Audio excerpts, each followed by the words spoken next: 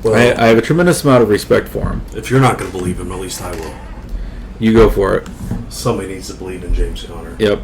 And Connor did have a nice season. He had a top 15, I think. Yeah, he's a stud. He averaged over 5 yards a carry. Top 18. He was top 18 last But he year. only played 13 games. Yep, I know. But he only had 27 catches. And how many games?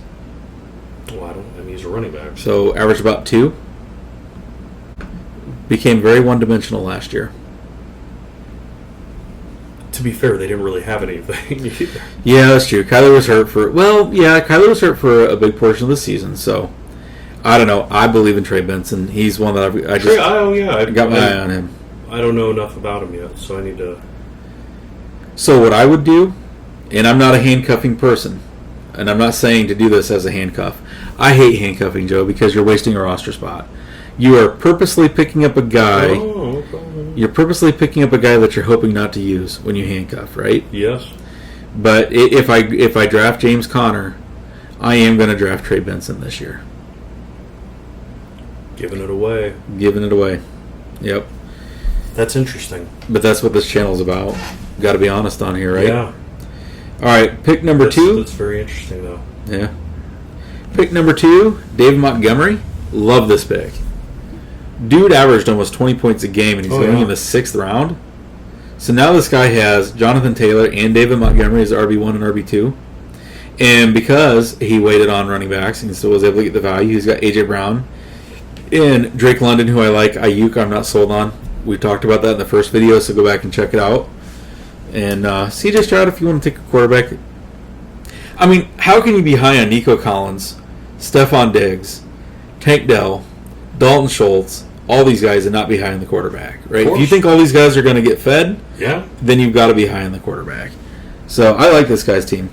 All right, here we go. This is going to be another controversial one. So the 3rd pick in the 6th round, and this may be a little controversial. This is where tight ends should go. This is where I'm targeting tight ends. I do target a tight end in this round. But there is one guy there's actually 2 tight ends that I'm really not targeting this year, and Mark Andrews is one of those that I am not targeting. And let me explain to you why. They brought in Derrick Henry. So, your red zone threat is really going to be Lamar Jackson, Derrick Henry focused. Lamar's going to run his end, Derrick Henry's going to get his. Mm-hmm. The issue with Mark Andrews and any tight end is they typically play in the middle of the field. The middle of the field is going to be pretty stacked with defenders against this. Zay Flowers is probably a wide receiver that I'll target because he plays outside. But the middle of the field is going to be stacked up with Derrick Henry there. So that's going to create some issues with lanes. He's going to lose red zone touches, I think, to Derrick Henry. And I could be way wrong. Maybe Derrick Henry opens him up for more work.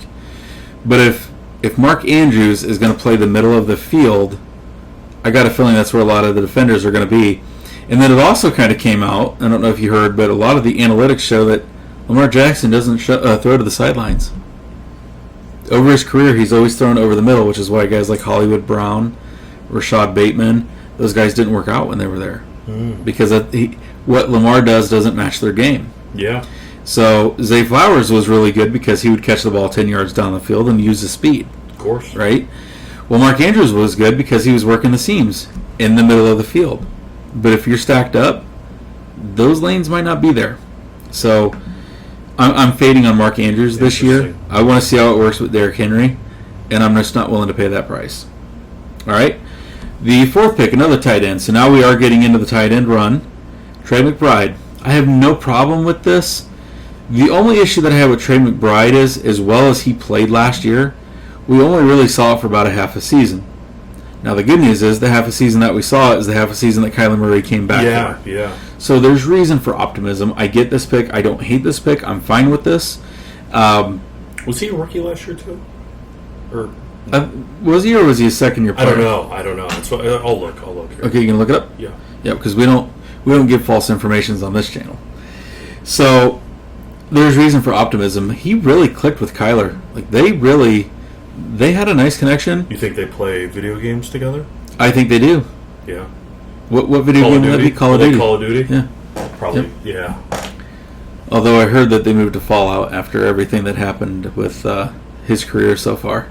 I see what you did with that. See what I did there? Yeah. All right, so with the 5th pick... He's only 24 years old. Trey McBride, yeah, he's young. He's got a bright future ahead of him. With the 5th pick is Joe Burrow. So now starting with the 7th pick in the 5th round, we're continuing the quarterback tight end theme, right? So we're going to go several picks without a single wide receiver going off the board. Yeah. And that's continuing here with Burrow. I don't have a problem with taking Joe Burrow in the 6th round. I don't. Still a bit too early for me. If I can get a guy like Jordan Love, Dak Prescott a little bit later, I'm going to hold off. I'm going to go for the value, right? Because, again, I can load up at those positional places, running back, wide receiver, and now tight end, and still be able to get a quality quarterback. So I don't hate the pick, but I also don't love the pick. To me, it's an okay pick. Doesn't really stand out. But the next pick I absolutely love, with Aaron Jones. So Aaron Jones is a guy that I purposely not targeted. I've always had health concerns with him. I've had A.J. Dillon concerns with him. But he goes to a really good situation. He goes to Minnesota, where it's either going to be Sam Darnold or a rookie. And who's behind him on the depth chart? Nobody. Now, that's not true. There is talent there, very unproven. But you know they're in win-now mode, and that coach is coaching for his life. Sure is. So Aaron Jones, he really lands in a perfect spot. He doesn't have A.J. Dillon poaching goal line work or third down work if it's close, third and short. He's going to get those dump downs. I mean, honestly, I really think that Aaron Jones hurts Justin Jefferson about as much as the quarterback play. Oh, wow. Because the quarterbacks, being young, are going to want to, or well, if it's JJ, he's going to want to get the ball out of his hand. And if it's Sam Darnold, he said he saw ghosts. Remember when he came out and made that comment when he was in Carolina? Their offensive line was terrible. He literally said he saw ghosts. He got shook. He got shook. He was shaking. He was shaking in his boots, or in his cleats in this case. So I think it doesn't matter who the quarterback is going to be. Aaron Jones is that savvy veteran running back. Because you still got to respect the two receivers on the outside. You do. And he's not going to have stacked boxes. Yeah. I think I love that pick. I love the value. Mm-hmm. Just the straight up value of getting an RB1 of his caliber. I know he's getting older. I get it. But he still has the pedigree. He's got the history. And you got him in the middle of the 6th round. That's amazing. Absolutely. All right. Next pick was Najee. And I will admit I've got a grudge against Najee. And, you know, there's reasons for that. And we're not going to talk about it right now. But you know what I'm talking about. Yeah. So I did draft Najee last year in a league because I got him late, 5th, 6th round. Najee actually had a pretty good season. He was one of the league leaders in 20-plus yard rushes last year. Mm-hmm. He was also number 2 in broken tackles behind only Travis Etienne. They did not pick up his rookie contract, so you know he's going to be playing for money or for his NFL life. Yep. So he's going to be hungry. I'm not sold on Pittsburgh's offense under Russell Wilson. You're not. I'm not. That offense. Okay, who's the? I'm going to summarize it this way. Who is the offensive coordinator in Pittsburgh? He was the head coach in Atlanta last year, so there's your hint. So Arthur Smith was the head coach in Atlanta last year. That offense looked completely dysfunctional. Mm-hmm. He's the new OC. Matt Canada is out in Pittsburgh. He's the new OC. I do have a hard time trusting that offense. I don't hate Najee, but for me, this is at least 1, if not 2 rounds too early for him. Okay, yeah. Based upon the risks, the concerns that we've had with him in the past. All right. Pick number 8 in the 6th round, Ramondre Stevenson. Just got paid. They gave him a massive extension. So good for Ramondre. He did really well for me 2 years ago, so I drafted him last year. Didn't do very much for me. Yeah. The problem with Ramondre is it's not his talent, it's the situation. Yeah. Okay, so we're drilling that home. Situation matters. I mean, that this year more than ever. I mean, it's always important, Joe, but I feel like this year more than ever, we're really seeing the impact that the situation that these guys are in. So they bring in Antonio Gibson. There's rumors that they might actually play him at wide receiver, which was his position in college. He played wide receiver. He converted to running back when he went to Washington. But their game is very similar. It's not like one's a thumper and one's not. Their games are very similar, so it was kind of a confusing signing. Jacoby Brissett will probably start the season as their quarterback. So they'll bring Drake May along, hopefully slowly, let him develop. But either way, that offense just does not look ready to take the next step. No. I'm worried about the wide receiver weapons, worried about stacked boxes.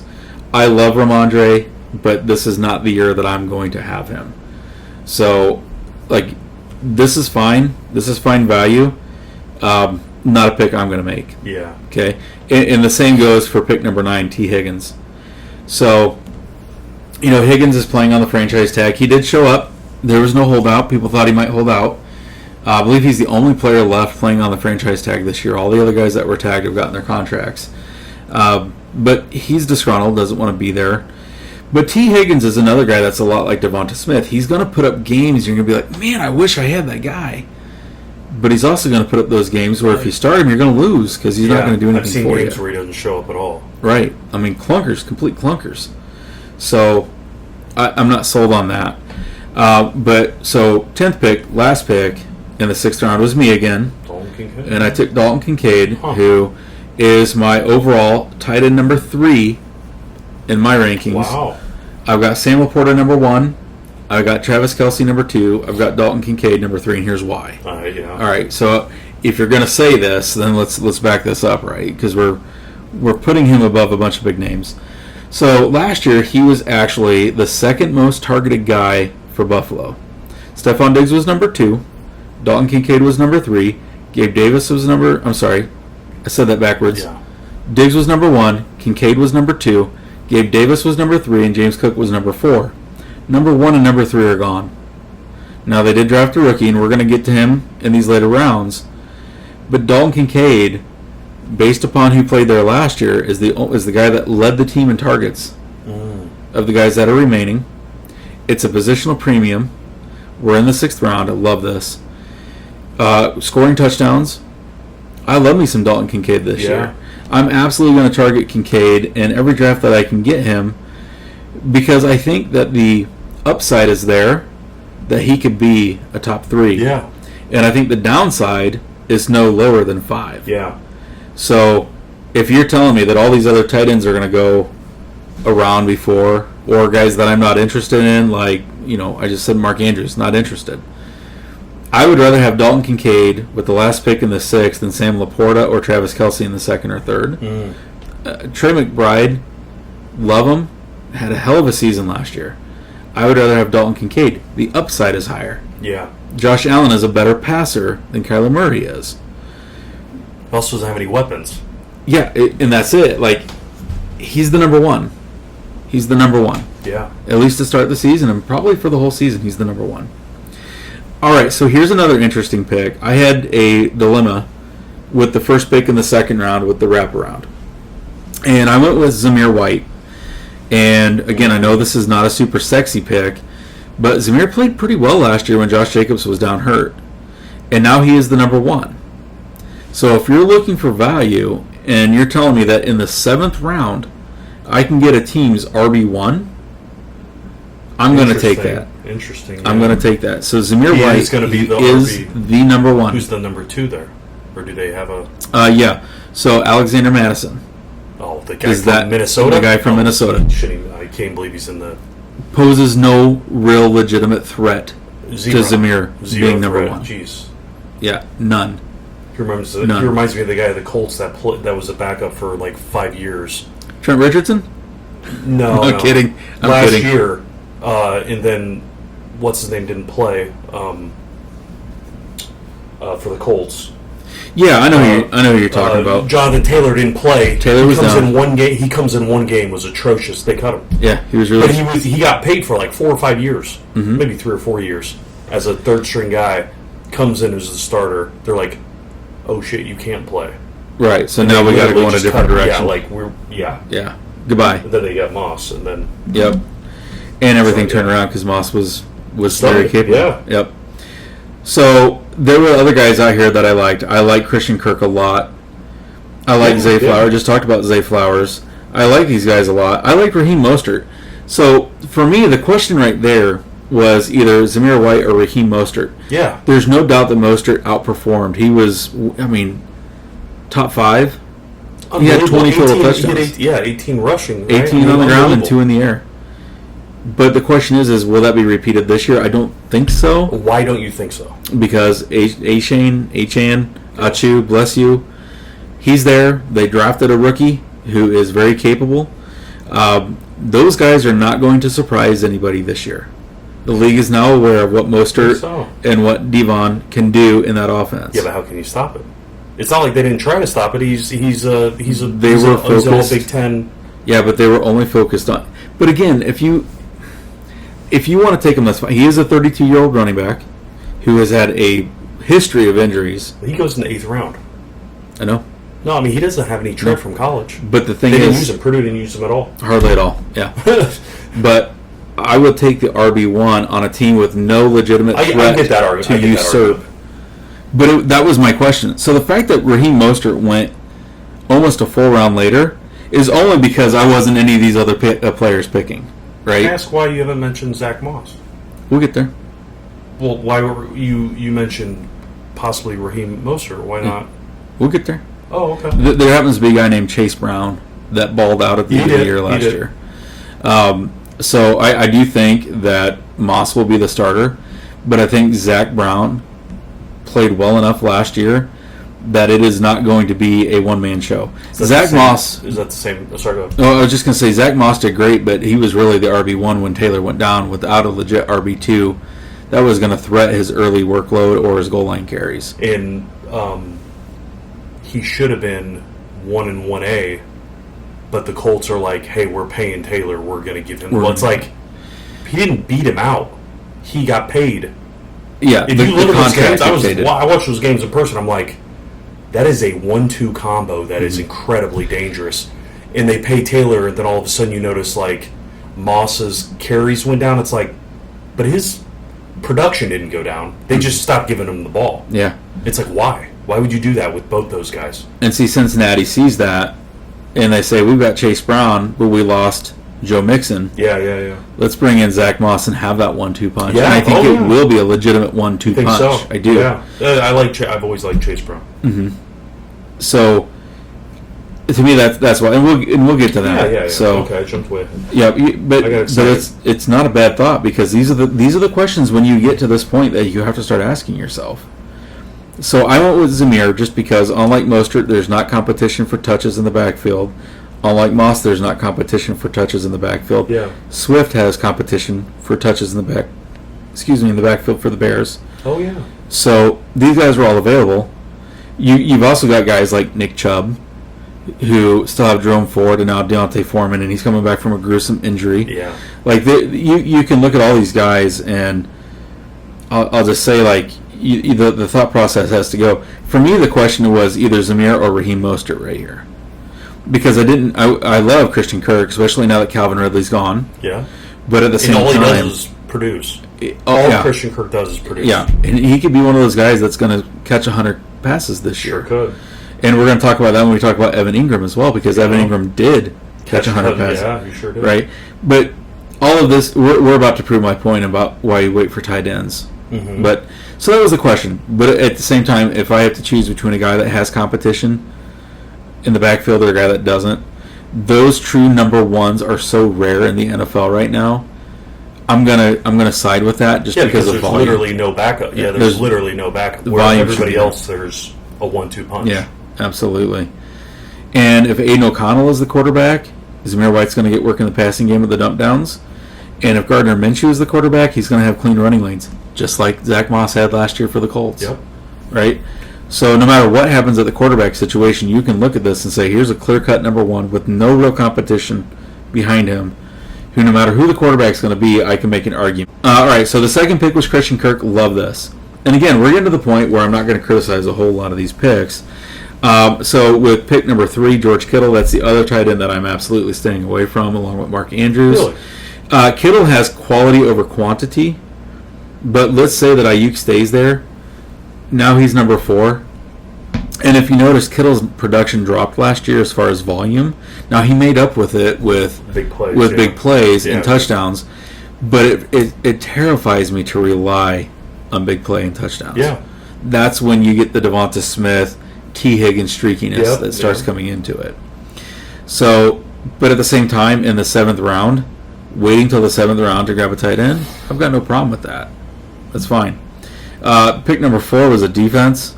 You will never see me pick a defense until the second to last round. That's interesting. And sometimes I don't even pick a defense at all. Yeah. Sometimes I'll just stream my defenses, and I'll pick an extra running back or wide receiver that I think has tremendous upside just to play like, hey, what if somebody goes down with an ACL injury in training camp?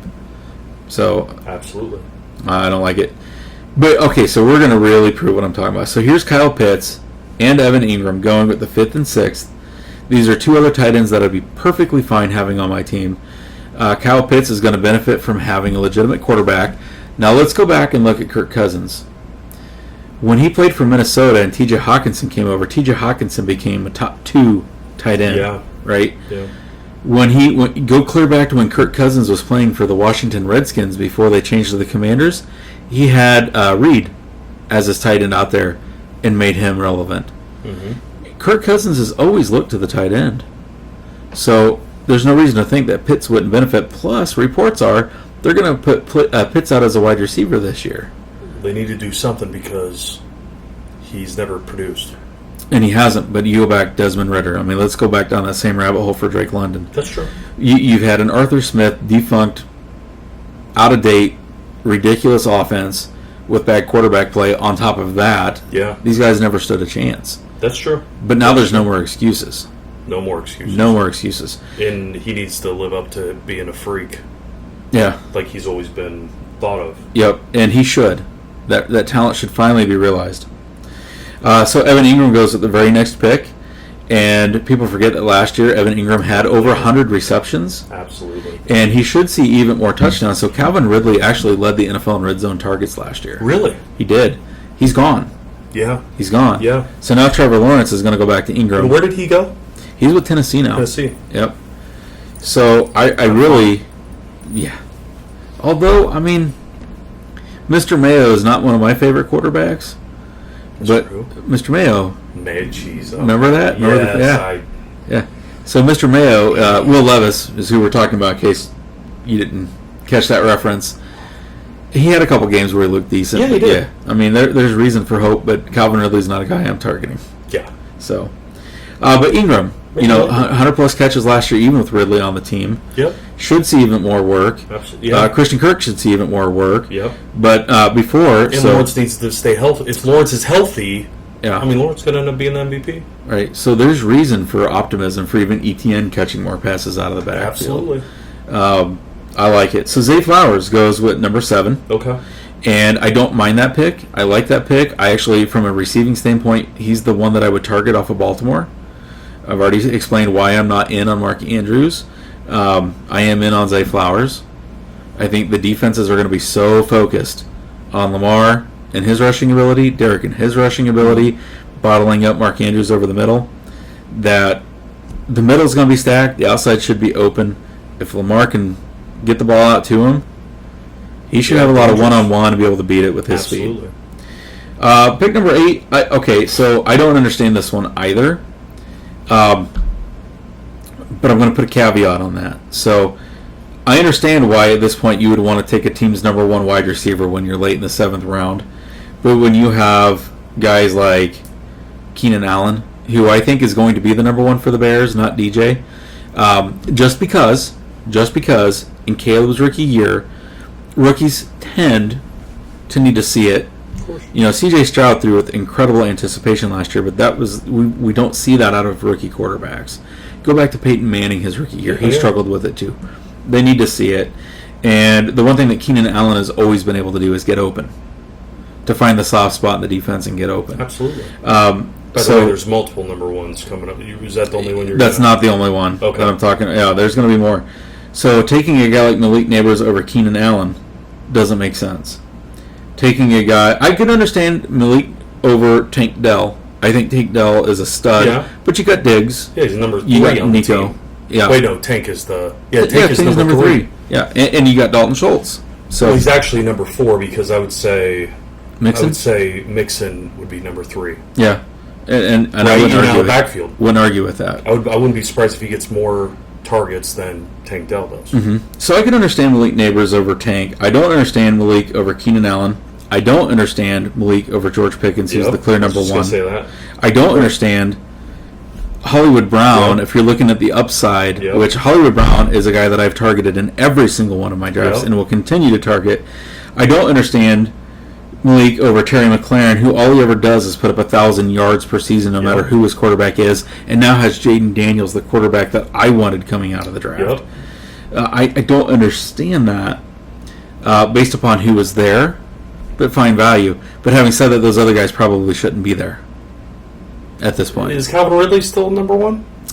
He is. Is he going to be number one in Tennessee? He is, but DeAndre Hopkins is still there. Oh, okay, so he's not the number one. Hopkins is the proven veteran that Will Levis already has a rapport with. They're 1 and 1A. Yeah. Maybe. Everybody thought Calvin Ridley was going to be number one last year, and he never produced like we hoped he was going to produce. I'm with Again, you. That year off really took it to him. I agree with really hurt him. He dropped a lot of balls, too. Yeah, all the reports coming out of training camp, this guy is looking great. He's making... Okay, that's true, but put him in the same group for me as Devonta Smith, as T. Higgins, as one of those guys that's going to put up 20 points, but is also going to put up those clunkers, and you're going to be...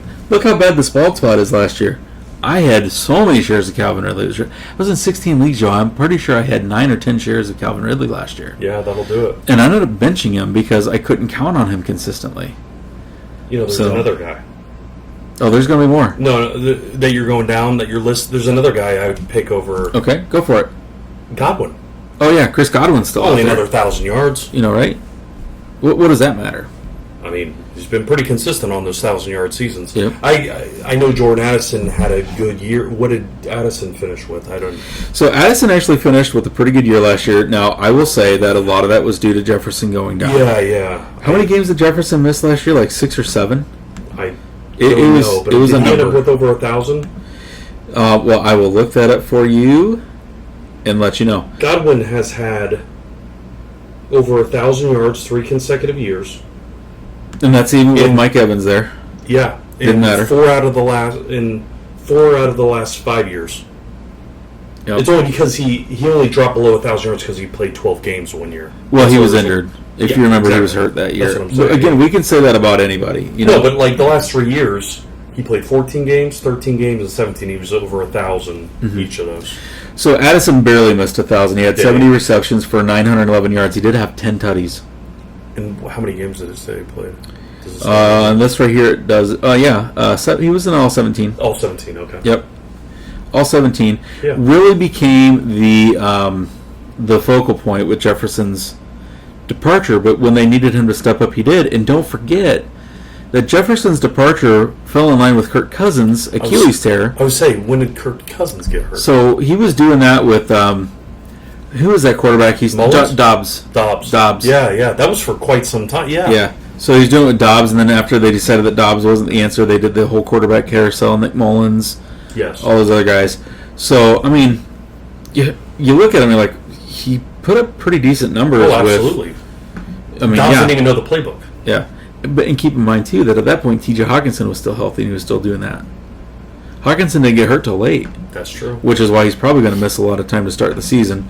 That's why you're not seeing him drafted. Hawkinson, if he was healthy, would be another one of these guys. But, fortunately, I have him with a 2-year contract, so that's great. You're going to be fine because he's going to be back. He will be. So, next pick, with pick number 9, is Jake Ferguson, another tight end off the board for Dallas. Is the number 2. Who's number 1? Definitely CD. Number 2, Zeke. I don't know. Rico Dowdle, That's interesting. Brandon Cooks. I don't know. I don't know a lot Michael about. Gallup's gone. Yeah, so is Ferguson. He's a stud too, isn't he? Ferguson's going to have a heck of a year this year. He's a stud. He's a stud. He was a baller. I'd be perfectly fine with Ferguson on my team. So now you look at here in the 7th round, and even with my draft of Kincaid with the last pick in the 6th round, you got all these tight ends that are starting to go. Yeah, Trey McBride, Mark Andrews, Dalton Kincaid, George Kittle, Kyle Pitts, Evan Ingram, Jake Ferguson. Go down to the 8th round of the 1st, David Njoku. All these tight ends are going in the 6th, 7th, and 8th rounds. I'm fine with any of these guys at this value. And when was the last time in fantasy football that we could say that we were fine with so many guys at tight end? That's crazy. So, absolutely. Tank Dell went with the last pick in the 7th round. That's a pure upside pick, but when you're at the last pick of the 7th round, take your shot. Absolutely. Take your shot. Love that pick. Yeah, because he, when a couple of other guys got hurt, he was an absolute stud. Yeah. So we're about to go rapid fire on this here real quick because we're going to take these kickers and these defenses out. And if you're one of those players that wants to draft a kicker or defense in the 7th, 8th, 9th, let me know. I would love to invite you to play in my money leagues. Yeah. You're invited. Yeah, come on in. We got to pick up. Yep, absolutely. So rapid fire now, and this just goes to show how deep it is this year. Now we're getting into the Keenan Allen, George Pickens, Raheem Mostert, Hollywood Brown, DeAndre Swift, Zach Moss, Tony Pollard. Pickens has to be a number one for Pitt, right? He is. Yeah. He's going in the... And these are all guys going in the 8th and 9th rounds. It's value. You have 2 quarterbacks, too, with Pittsburgh. Mm-hmm. And either one can play. Yeah. Like Pro Bowl level. Yeah. Yep. Better than the previous years. So I will say, in this right here, the picks that really stand out for me was the George Pickens and Hollywood Brown picks in the 8th round. Love Hollywood Brown. I'm going to get as many shares of him as I can because the potential does exist for him to be Patrick Mahomes number 1 or maybe 1B if you want to say that Rashee Rice is 1A and Travis Kelce is out there. But I'll take that. In the 8th round, I'll take any piece of Patrick Mahomes' offensive artillery, right? I like in the 9th round, we got DeAndre Swift and Zach Moss. Love those. Who is Swift sharing time with? It's Khalil Herbert if they don't trade him, and Roshan Johnson, the guy that was the rookie last year. You and your Roshan. I traded him.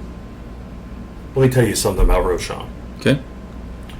A third running back does not become the number 1 running back in the game of football because Roshan is so valuable in the special teams and all those other things.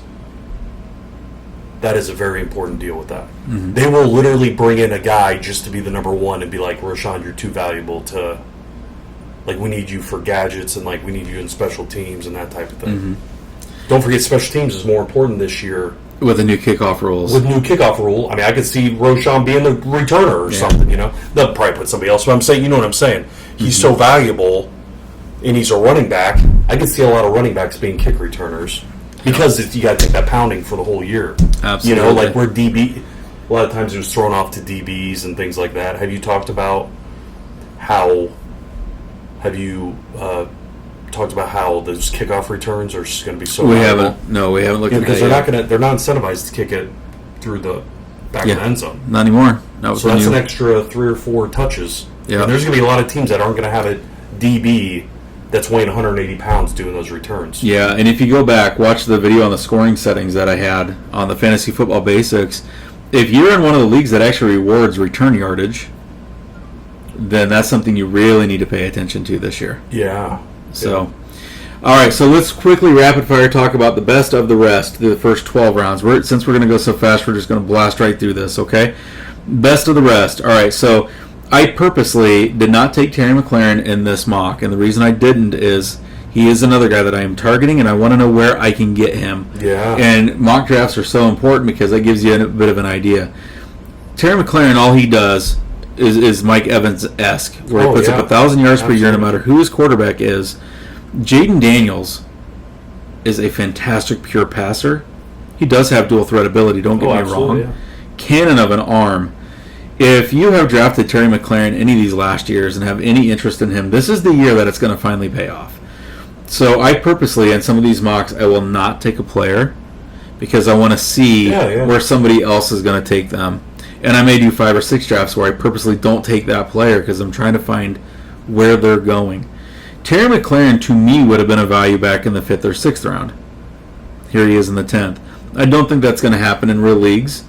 It's going to be really interesting also to compare this mock to another mock that would be closer to the actual draft time once we get more reports out of camp. Do you think that's what these guys are doing?